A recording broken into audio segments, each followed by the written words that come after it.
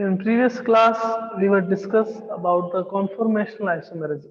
कि conformational isomerism क्या होती है?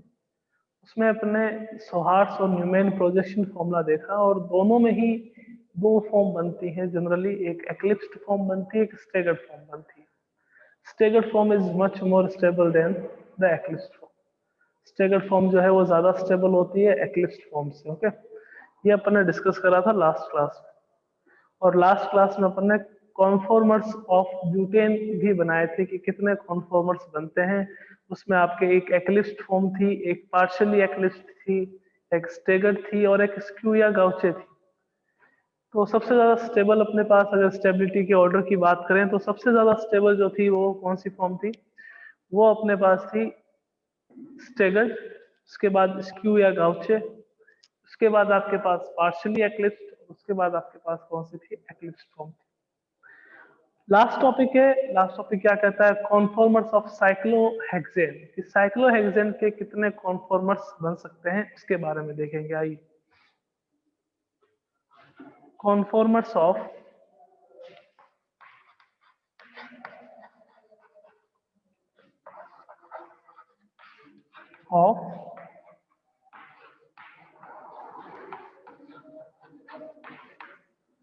साइक्लोहेक्सेन. तो इसमें अपन न्यूमेन वाला प्रोजेक्शन फॉर्मूला स्टडी करेंगे. कॉन्फॉर्मर्स ऑफ साइक्लोहेक्सेन में न्यूमेन का जो प्रोजेक्शन फॉर्मूला था वो देखेंगे. न्यूमेन का प्रोजेक्शन फॉर्मूला क्या था कि एक कार्बन को डॉट से डिनोट करा था और एक कार्बन को सर्कल से डिनोट करा था ना.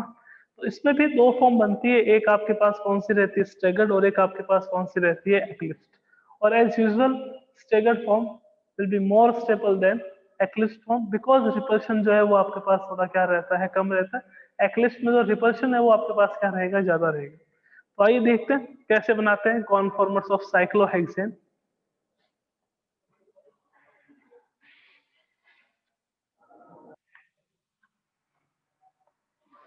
ये डॉट वाला जो है वो फ्रंट कार्बन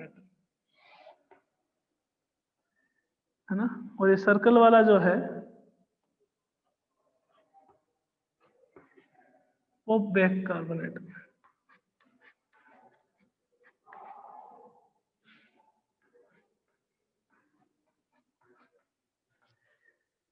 अब साइक्लोहेक्सेन की बात करें तो number of carbon in cyclohexane are 6. 6 carbon present होते हैं. तो 6 कार्बन होंगे, बट यहाँ पे तो आपके पास 6 कार्बन होंगे. उसके साथ साथ फॉर्मूला अगर देखें तो आपके पास साइक्लोहेक्सेन का क्या होता है? साइक्लोहेक्सेन सी आपके पास CH2CH C6H12 आपके पास फॉर्मूला होता है, यानी कि हाइड्रोजन कितने होंगे? 12, और कार्बन कितने होंगे आपके पास? 6. तो यहाँ पे आप एक स्ट्रक्चर से अरेंज नहीं कर सकते. ये आपके पास एक कार्बन हो गया, ये आपके पास सेकंड कार्बन हो गया, ठीक है ना. यहाँ आपके पास हाइड्रोजन आ गया, यहाँ आपके पास हाइड्रोजन आ गया, यहाँ आपके पास हाइड्रोजन आ गया, यहाँ हाइड्रोजन, यहाँ हाइड्रोजन, और आपके पास यहाँ हाइड्रोजन, यहाँ हाइड्रोजन. तो कैसे और अरेंज करेंगे? तो एक और आप स्ट्रक्चर देखोगे, ये थर्ड कार्बन और फोर्थ कार्बन.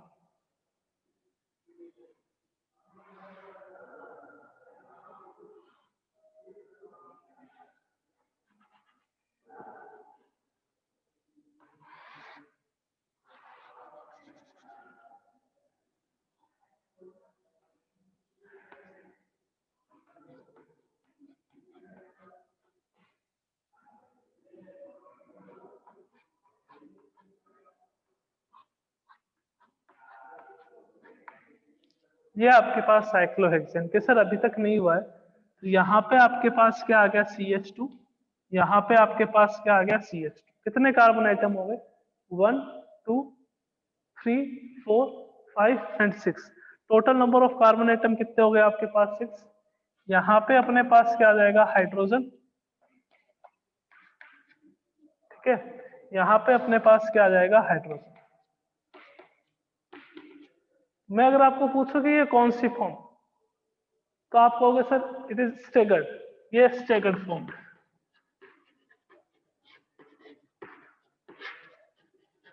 कि सर स्टेगर्ड फॉर्म कैसे? स्टेगर्ड फॉर्म इसके कारण से है कि आपके पास जो सेम टाइप ऑफ ग्रुप है वो मैक्सिमम डिस्टेंस पे, यानी कि उसके बीच में रिपल्शन फोर्स जो है वो बहुत कम है. और अगर रिपल्शन फोर्स कम है तो उसकी स्टेबिलिटी क्या होगी, ज्यादा होगी। और स्टेबिलिटी हमेशा किसकी ज्यादा होती है, स्टेबिलिटी हमेशा स्टेगर्ड फॉर्म की ज्यादा होती है। तो सर इसका एक्लिप्स फॉर्म कौन सा होगा, इसका एक्लिप्स फॉर्म कौन सा होगा वो भी बता दीजिए आप हमें। तो बात करते हैं इसके एक्लिप्स फॉर्म की।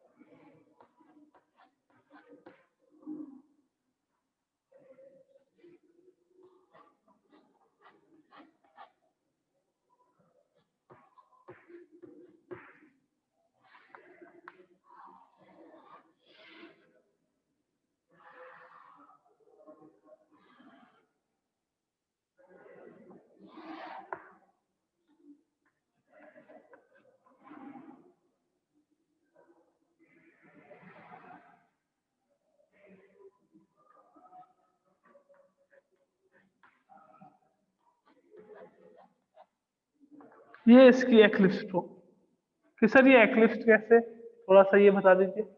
देखिएगा 1 2 3 4 4 कार्बन एटम्स हो गए, एक CH2 ग्रुप आपके पास यहां आ जाएगा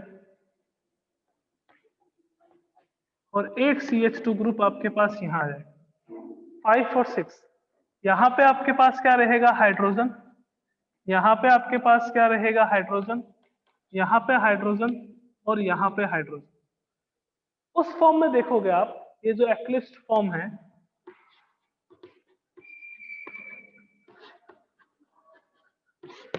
एक्लिप्स फॉर्म की अगर बात करते हैं तो एक्लिप्स फॉर्म में अगर आप देखते हो तो जो सेम टाइप ऑफ ग्रुप है वो बहुत पास पास में, यूं कह सकते हैं कि एक दूसरे के जस्ट पीछे। मीन्स यहाँ पे जो डाइहाइड्रल एंगल रह रहा है वो कितने डिग्री है, 0 डिग्री। यहाँ पे अगर आप बात करते हो डाइहाइड्रल एंगल की तो वो बहुत ज्यादा है, क्योंकि सेम टाइप का जो ग्रुप है वो एक डिस्टेंस पे प्रेजेंट। तो ये फॉर्म जो रहती है वो क्या रहेगी, ज्यादा स्टेबल। ये फॉर्म जो रहेगी वो क्या रहेगी, लेस स्टेबल। इसको आप कौन सी फॉर्म कहते हो, इसको स्टेगर फॉर्म कहते हो। वो आपके पास कौन सी फॉर्म हो जाती है, एक्लिप्स फॉर्म।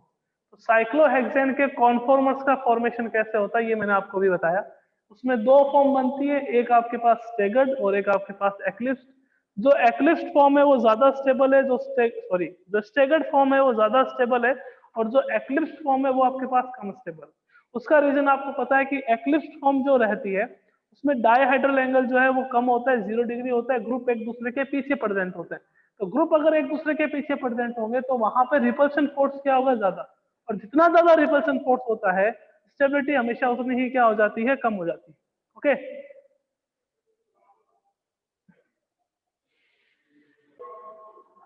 अब जो स्टेगर्ड फॉर्म है, इस स्टेगर्ड फॉर्म को आप चेयर फॉर्म भी कहते हैं,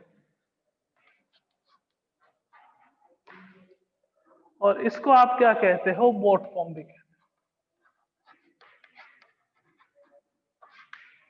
एक आपके पास चेयर फॉर्म और एक आपके पास बोट फॉर्म, कि अगर आप इनकी स्ट्रक्चर बनाते हो तो इसकी स्ट्रक्चर चेयर के जैसी होगी और इसकी स्ट्रक्चर कैसी होगी, बोट के जैसी। कैसे सर,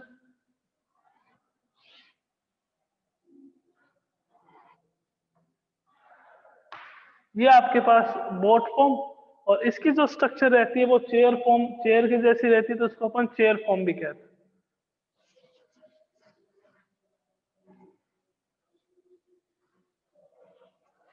कि सर चेयर के जैसे कैसे,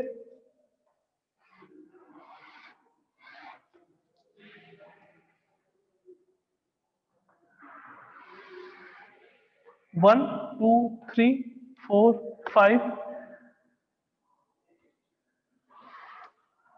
और 6, ये 6 कार्बन। तो ये आपके पास कौन सी फॉर्म होगी, चेयर फॉर्म। और ये आपके पास कौन सी फॉर्म होगी, बोट फॉर्म। तो स्टेगर्ड फॉर्म जो है उसको अपन चेयर फॉर्म कहते हैं, और जो एक्लिप्स्ड फॉर्म है उसको अपन कौन सी फॉर्म कहते हैं, boat form. In between the chair form and boat form, chair form is more stable, because chair form में जो स्ट्रक्चर बनती है वो कौन सी बनती है, स्टेगर्ड वाली। इसमें जो स्ट्रक्चर बनती है वो कौन सी बनती है, एक्लिप्स्ड वाली। तो एक्लिप्स्ड वाली लेस स्टेबल होती है और ये आपके पास मोर स्टेबल होती है। तो साइक्लोहेक्सेन के चेयर फॉर्म और बोट फॉर्म में अगर स्टेबिलिटी का ऑर्डर देखें तो chair form is much more stable then boat form. Okay, तो ये अपना आइसोमेरिज्म वाला पोर्शन जो है वो कंप्लीट हुआ। ओके, आइसोमेरिज्म में अपन ने क्या क्या देखा था कि आइसोमेरिज्म में स्टार्टिंग करी थी स्ट्रक्चरल से, स्ट्रक्चरल के बाद आपके पास स्टीरियो में आए, स्टीरियो में ज्योमेट्रिकल आइसोमेरिज्म पे बात करी, ऑप्टिकल पे बात करी, उसके बाद अपन ने कॉन्फॉर्मेशनल आइसोमेरिज्म पे बात करी। बस ज्योमेट्रिकल और ऑप्टिकल है, उसको कंबाइनली कॉन्फिगरेशनल आइसोमेरिज्म कहते हैं। कॉन्फिगरेशनल आइसोमेरिज्म में दो पार्ट थे, एक आपके पास ज्योमेट्रिकल, एक आपके पास ऑप्टिकल। फिर अपन आ गए थे कॉन्फॉर्मेशन। कॉन्फॉर्मेशनल आइसोमेरिज्म में अपन दो टाइप की स्ट्रक्चर पर के स्टडी करते हैं, एक एक्लिप्स और एक आपके पास स्टेगर। दो टाइप के प्रोजेक्शन फॉर्मूला आते हैं, एक आपके पास सोहार्स, एक आपके पास न्यूमेन। सोहार्स कैसे होता है, कल मैंने बताया था आपको कि ऐसे अगर आए तो उसको अपन कौन सा कहते हैं, सोहार्स प्रोजेक्शन फॉर्मूला। ये वाली अगर इस कंडीशन आए तो इसको अपन कौन सा फॉर्मूला कहते हैं, इसको अपन कहते हैं न्यूमेन प्रोजेक्शन फॉर्मूला। ठीक है ना। तो आइसोमेरिज्म अपना कंप्लीट हुआ। आज अपन स्टार्ट करेंगे अब जीओसी। इसमें अपन देखेंगे सबसे पहले इलेक्ट्रॉन ट्रांसफर इफेक्ट। आइए देखते हैं नेक्स्ट टॉपिक।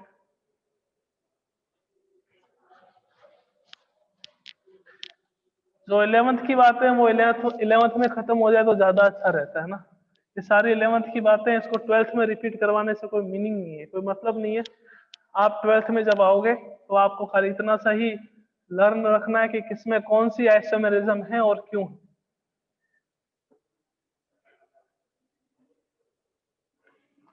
टॉपिक अपना है next electron transfer effect.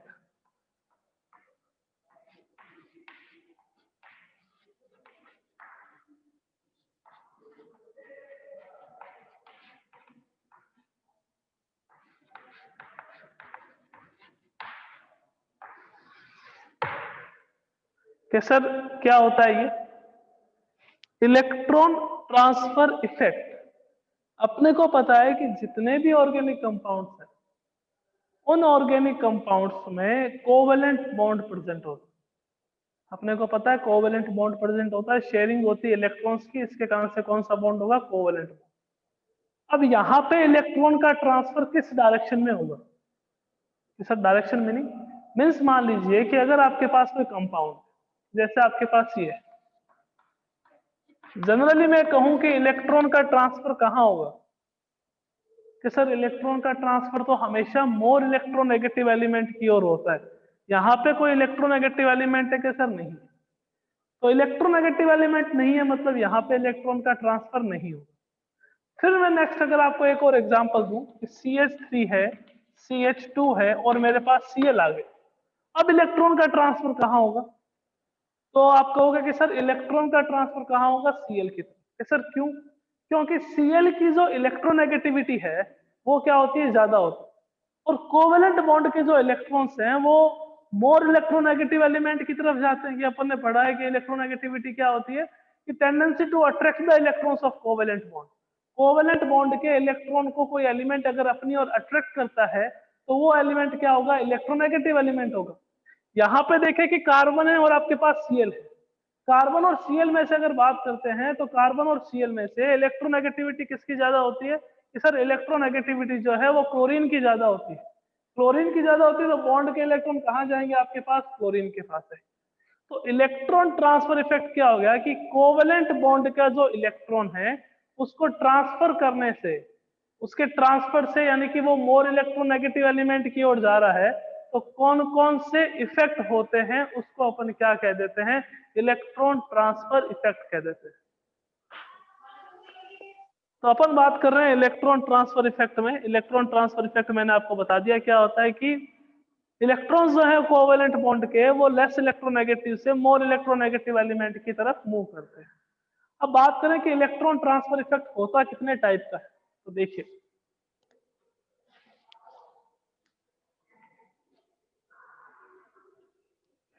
Electron transfer effect दो टाइप का होता है।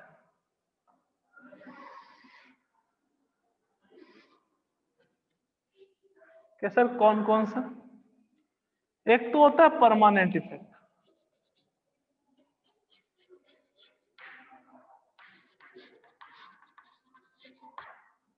और एक होता है टेम्पररी इफेक्ट।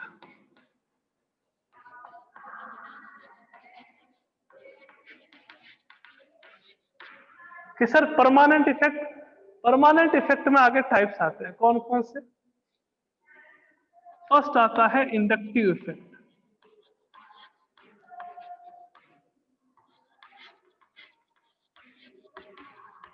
जिसको शॉर्ट फॉर्म में कहते हैं आई इफेक्ट, ठीक है। सेकंड आता है अपने पास हाइपर कॉन्जुगेशन,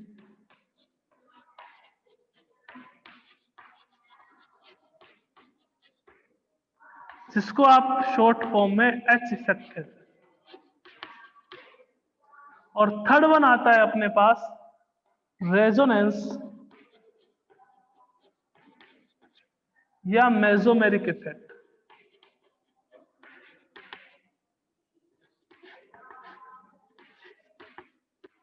यानी कि एम इफेक्ट। ये तीन तो रहते हैं परमानेंट इफेक्ट। परमानेंट मीन्स कि ये इफेक्ट हमेशा ही रहेंगे।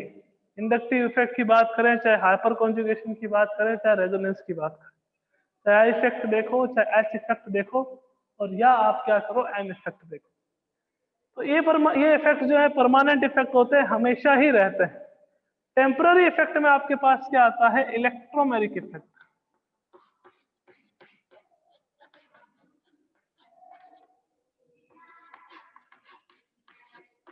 जिसको आप कौन सा इफेक्ट कहते हो? ई इफेक्ट है। ऑर्गेनिक केमिस्ट्री का बहुत इंपॉर्टेंट पोर्शन है ये, electron transfer effect. Electron transfer effect को दो टाइप में आप पढ़ते हैं, एक तो परमानेंट और एक टेम्पररी। परमानेंट में आपके पास क्या आता है? इंडक्टिव इफेक्ट आता है, हाइपर कॉन्जुगेशन आता है और रेजोनेंस आता है। इंडक्टिव इफेक्ट यानी कि आई इफेक्ट, हाइपर कॉन्जुगेशन यानी कि एच इफेक्ट, रेजोनेंस या मेसोमेरिक इफेक्ट यानी कि एम इफेक्ट। और टेम्पररी इफेक्ट में कौन सा आता है आपके पास? इलेक्ट्रोमेरिक इफेक्ट आता है। अब ये इंपॉर्टेंट क्यों? जितने भी ऑर्गेनिक कंपाउंड हैं, उन ऑर्गेनिक कंपाउंड की आप चाहे स्टेबिलिटी की बात कर लीजिए, चाहे एसिडिक स्ट्रेंथ की बात कर लीजिए, चाहे बेसिक स्ट्रेंथ की बात कर लीजिए, सब चीजें जो हैं वो इन्हीं से एक्सप्लेन होती हैं। इंडक्टिव इफेक्ट, हाइपर कॉन्जुगेशन और रेजोनेंस। और रेजोनेंस तो एम मेसोमेरिक इफेक्ट तो सबसे ज्यादा स्ट्रॉन्ग इफेक्ट होता है। यानी कि अगर आप यहाँ पे इलेक्ट्रोमेरिक इफेक्ट और ये हर एक टर्म अच्छे से सीख लोगे तो 12th में आपको दिक्कत नहीं आएगी अगर इन पे कोई क्वेश्चंस आएंगे। क्वेश्चंस आते हैं इसमें, रेजोनेंस पे आते हैं, ठीक है ना, आई इफेक्ट पे भी आते हैं। तो ये बहुत अच्छे टॉपिक है, बहुत आराम से, बहुत ध्यान से अपने को ये समझना है। साथ में असाइनमेंट जो है वो सारे पूरे करते रहने हैं ना, तब मजा आएगा। क्योंकि जितनी ज्यादा प्रैक्टिस होगी इन सब की, उतना ज्यादा आपके क्लियर होगा टॉपिक। ठीक है ना, तो टॉपिक क्लियर करोगे तो ज्यादा मजा आएगा। अदरवाइज क्लास अटेंड करने में तो कोई मतलब है नहीं कि क्लास अटेंड कर लिए, नोट्स ना। जो आपका एम है उसके लिए आपको क्या करना पड़ेगा? इनको क्लियर करना पड़ेगा, और क्लियर करने के लिए प्रैक्टिस करनी पड़ेगी। विदाउट प्रैक्टिस कुछ भी पॉसिबल नहीं। तो इलेक्ट्रॉन ट्रांसफर इफेक्ट, इलेक्ट्रॉन के ट्रांसफर के कारण से जो इफेक्ट होते हैं, कि कौन कौन से इफेक्ट होते हैं? ये आई इफेक्ट होता है, एच इफेक्ट होता है, एम इफेक्ट होता है और ई इफेक्ट होता है। तो सबसे पहले अपन स्टार्ट करेंगे कौन सा? इंडक्टिव इफेक्ट यानी कि आई इफेक्ट।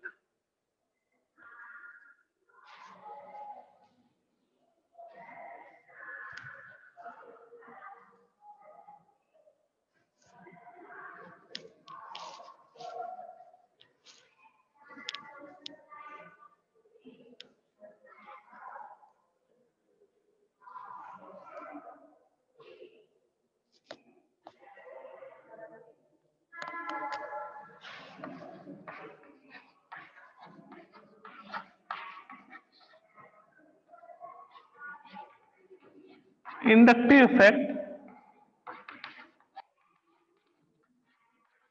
आई इफेक्ट क्या होता है देखिएगा।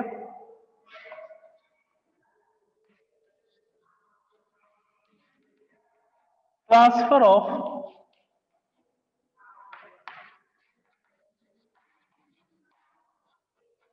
Electrons of covalent bond towards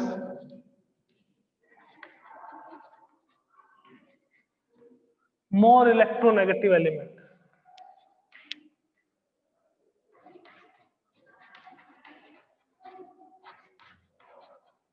more electronegative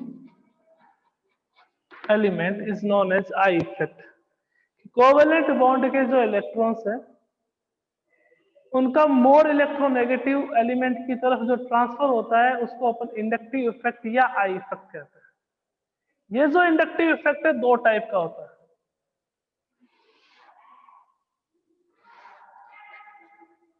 कौन कौन सा? एक तो होता है प्लस आई इफेक्ट और एक होता है आपके पास minus I effect.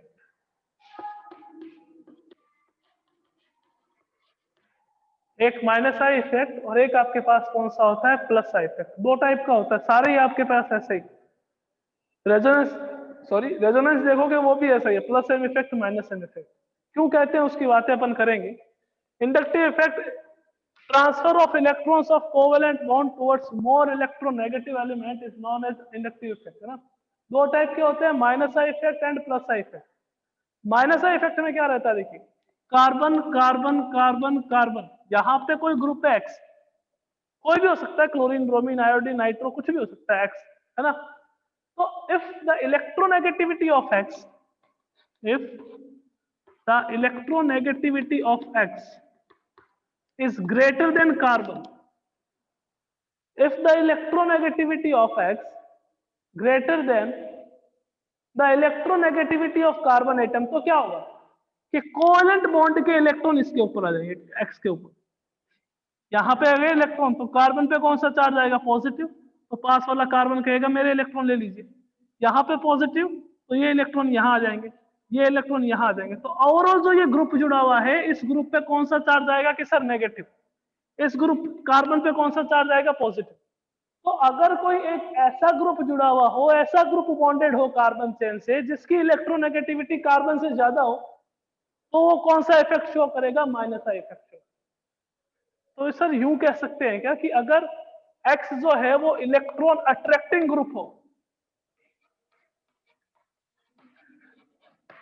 X is the electron attracting group, X क्या कर रहा है? इलेक्ट्रॉन को अपनी ओर अट्रैक्ट कर रहा है, यानी कि कार्बन से ज्यादा इलेक्ट्रोनेगेटिव है, तो कौन सा इफेक्ट शो करता है? माइनस आई इफेक्ट, ठीक है ना। If the electronegativity of X is greater than the electronegativity of carbon, then the effect is known as minus I effect. तो जो ये X है वो इलेक्ट्रॉन अट्रैक्टिंग ग्रुप कह सकते हैं, या इसको इलेक्ट्रॉन विड्रॉइंग ग्रुप कह सकते हैं। इलेक्ट्रॉन विड्रॉइंग ग्रुप कह सकते हैं। तो कोई ऐसा ग्रुप अगर बॉन्डेड हो जिसकी इलेक्ट्रोनेगेटिविटी कार्बन से ज्यादा हो, तो वो कौन सा इफेक्ट शो करेगा? Minus I effect. तो सर प्लस साइन में क्या होगा? कार्बन कार्बन कार्बन कार्बन, यहां पे वाई आ गया, और मैंने कह दिया कि the electronegativity of Y, electronegativity of Y is less than electronegativity of carbon. Means carbon की इलेक्ट्रोनेगेटिविटी ज्यादा है, तो क्या करेगा कार्बन? इससे इलेक्ट्रॉन लेगा।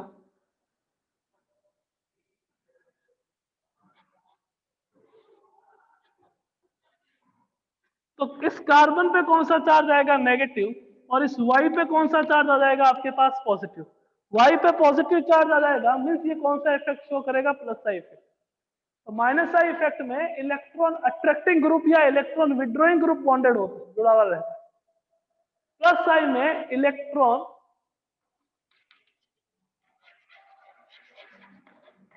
रिपेलिंग ग्रुप या इलेक्ट्रॉन डोनेटिंग ग्रुप जुड़ा हुआ रहता है।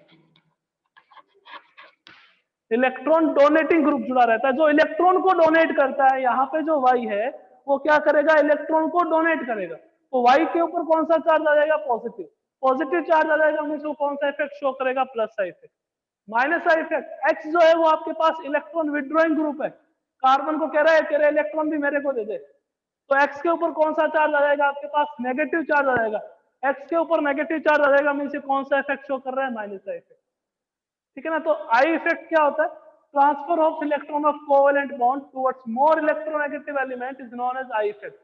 और आई इफेक्ट को दो टाइप में क्लासिफाई करते हैं, एक माइनस आई इफेक्ट और एक आपके पास plus I effect. Minus I effect क्या होता है कि कार्बन चेन से कोई एक ऐसा ग्रुप बॉन्डेड हो जिसकी इलेक्ट्रोनेगेटिविटी कार्बन से ज्यादा, मींस इलेक्ट्रॉन अट्रैक्टिंग ग्रुप या इलेक्ट्रॉन विड्रॉइंग ग्रुप बॉन्डेड हो, तो कार्बन के ऊपर तो पॉजिटिव चार्ज और उस ग्रुप के ऊपर कौन सा चार्ज आएगा, नेगेटिव, तो कौन सा इफेक्ट हो जाएगा आपके पास, minus I effect. Plus I effect में क्या होगा कि कोई ऐसा ग्रुप जुड़ा हुआ हो जो इलेक्ट्रॉन डोनेट करता हो, मीन्स जिसकी इलेक्ट्रोनेगेटिविटी कार्बन की इलेक्ट्रोनेगेटिविटी से कम हो, तो वो क्या होगा आपके पास, प्लस आई इफेक्ट शो करेगा। ओके, आई इफेक्ट दो टाइप के होते हैं, एक प्लस आई होता है और एक कौन सा होता है, माइनस आई। अब देखिएगा इलेक्ट्रॉन अट्रैक्ट करेगा कौन, कि सर इलेक्ट्रॉन अट्रैक्ट वो करेगा जिसके पास नहीं हो। एक तो जिसके पास इलेक्ट्रॉन नहीं हो वो हमेशा क्या करता है, इलेक्ट्रॉन अट्रैक्ट करता है। और डोनेट कौन करेगा, जिसके पास बहुत ज्यादा हो, जिसके पास एक्सेस में इलेक्ट्रॉन प्रेजेंट हो, वो क्या कर सकता है, इलेक्ट्रॉन डोनेट कर सकता है। जिसके पास इलेक्ट्रॉन नहीं हो वो हमेशा क्या करेगा, इलेक्ट्रॉन अट्रैक्ट करेगा। तो अपन यूं कह सकते हैं कि कैटायन जो है इसके ऊपर पॉजिटिव चार्ज प्रेजेंट हो, वो हमेशा इलेक्ट्रॉन क्या करते हैं, अट्रैक्ट करते हैं। इसके ऊपर नेगेटिव चार्ज प्रेजेंट हो वो हमेशा क्या करते हैं, इलेक्ट्रॉन डोनेट करते हैं। तो एक बात और आपको छोटी सी यहां बता देता हूं मैं, कि जो माइनस आई इफेक्ट है वो डायरेक्टली प्रोपोर्शन होता है इलेक्ट्रोनेगेटिविटी ऑफ एलिमेंट की। जितनी ज्यादा इलेक्ट्रोनेगेटिविटी होगी माइनस आई इफेक्ट उतना ही ज्यादा होगा। कि मैंने यहाँ पे मान लीजिए कि फ्लोरीन और एक दूसरा कंपाउंड है उसमें मैंने क्लोरीन जोड़ दिया, तो फ्लोरीन और क्लोरीन में से इलेक्ट्रोनेगेटिविटी किसकी ज्यादा, के सर फ्लोरीन और क्लोरीन में से फ्लोरीन की। माइनस का इफेक्ट फ्लोरीन का क्या होगा, ज्यादा होगा, और क्लोरीन वाले का क्या हो जाएगा आपके पास, कम हो जाएगा, है ना। यहाँ पे देखेंगे तो प्लस का इफेक्ट जो है वो इनवर्सली प्रोपोर्शन होता है किसके, ईएन के। जितनी ज्यादा ईएन प्लस का इफेक्ट हमेशा उतना ही क्या रहेगा, कम रहेगा। ओके, तो कल डिस्कस करेंगे कि कौन सा कंपाउंड या कौन से आपके पास स्पीसीज हैं जो माइनस आई इफेक्ट शो करती हैं, यानी कि माइनस आई का ऑर्डर क्या रहेगा और प्लस आई का ऑर्डर क्या रहेगा। उसके साथ में डिस्कस करेंगे application of I effect which are very important. बहुत ज्यादा इंपॉर्टेंट है आई इफेक्ट की जो एप्लीकेशन है, यानी कि कंपाउंड की एसिडिक स्ट्रेंथ देखना, बेसिक स्ट्रेंथ देखना, स्टेबिलिटी देखना कंपाउंड की, तो वो सारा किससे पता चलेगा अपने को, आई इफेक्ट से। तो कल डिस्कस करेंगे माइनस आई इफेक्ट का ऑर्डर और प्लस आई इफेक्ट का ऑर्डर। ओके, थैंक यू, मिलते हैं कल। कल मीन्स मंडे को, है ना, कल तो संडे, मिलते हैं मंडे को। Thank you.